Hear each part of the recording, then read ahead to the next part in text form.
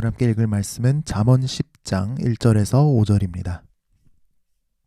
솔로몬의 잠언이라. 지혜로운 아들은 아비를 기쁘게 하거니와 미련한 아들은 어미의 근심이니라. 불의의 재물은 무익하여도 공의는 죽음에서 건지느니라. 여호와께서 의인의 영혼은 줄이지 않게 하시나 악인의 소욕은 물리치시느니라. 손을 게으르게 놀리는 자는 가난하게 되고 손이 부지런한 자는 부하게 되느니라. 여름에 거두는 자는 지혜로운 아들이나 추수 때에 자는 자는 부끄러움을 끼치는 아들이니라. 아멘. 잠언이 말하는 지혜는 하나님을 경외하는 것이죠. 잠언은 하나님을 경외할 때 우리가 가장 지혜로울 수 있다라고 말씀합니다. 정말 그럴까요?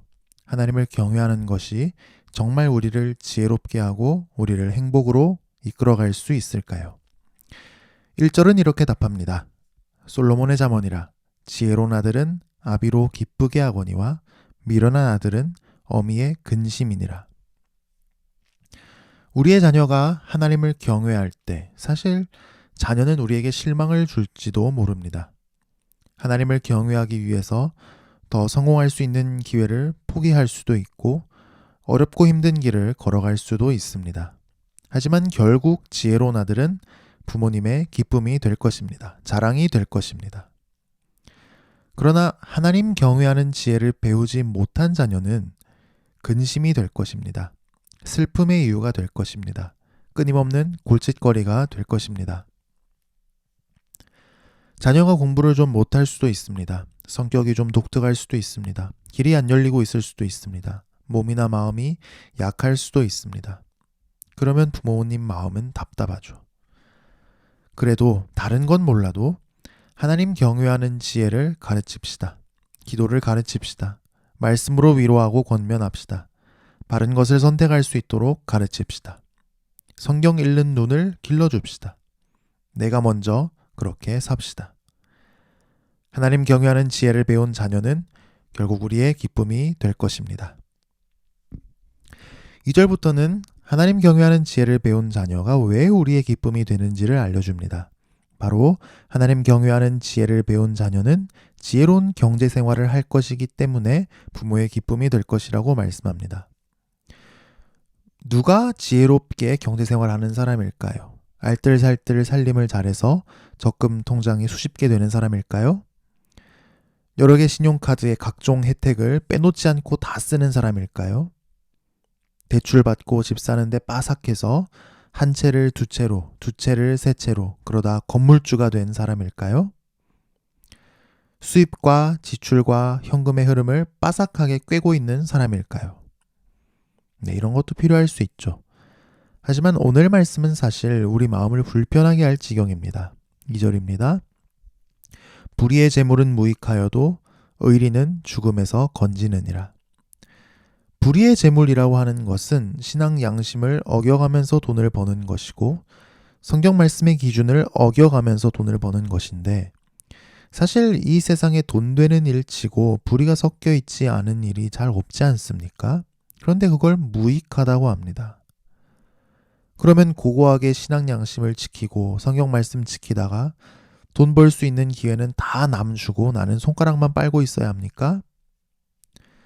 그런데 의리는 의로움이라는 뜻인데요.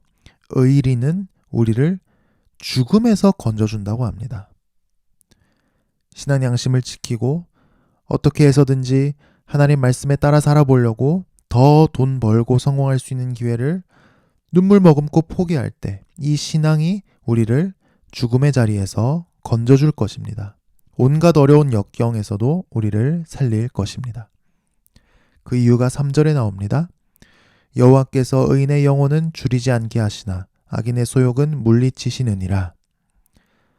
하나님은 의인의 영혼이 굶주리도록 허락하지 않으십니다. 물론 하나님은 욥처럼 의인도 일시적으로 그분의 뜻 안에서 고난을 겪게 하실 때가 있습니다. 하지만 결국 하나님은 우리에게 풍성한 삶을 주실 것입니다. 하지만 신앙 양심을 팔아가며 하나님 말씀의 기준을 맘대로 어기며 끝없이 욕심을 채우려는 악인은 하나님께서 다르게 대하십니다. 그 욕심을 물리치실 것입니다. 특히 하나님 경외하는 지혜를 전수받고 실천하며 사는 의인이 결국 죽을 수밖에 없는 위기에서 벗어나고 굶주리지 않는 것은 하나님께서 삶의 열정을 주시기 때문이기도 합니다. 4절과 5절입니다. 손을 게으르게 놀리는 자는 가난하게 되고 손이 부지런한 자는 부하게 되느니라. 여름에 거두는 자는 지혜로운 아들이나 추수 때에 자는 자는 부끄러움을 끼치는 아들이니라. 게을러 터진 사람들이 오늘 말씀에 나옵니다.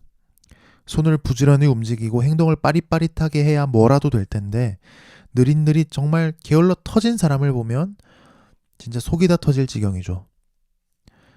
이 말씀에서 여름에 추수한다는 것은 팔레스타인에서는 여름이 추수하는 계절이라 그렇습니다. 그런데 지금 추수를 해야 하고 일손이 딸리는데 해가 중천에 뜨도록 퍼질러 잡니다. 그래서 곡식, 과일 열린 거 다 싹나고 물러 터져서 버립니다. 그냥 귀찮대요. 왜 그렇게 게으를까요? 왜 만사가 귀찮을까요?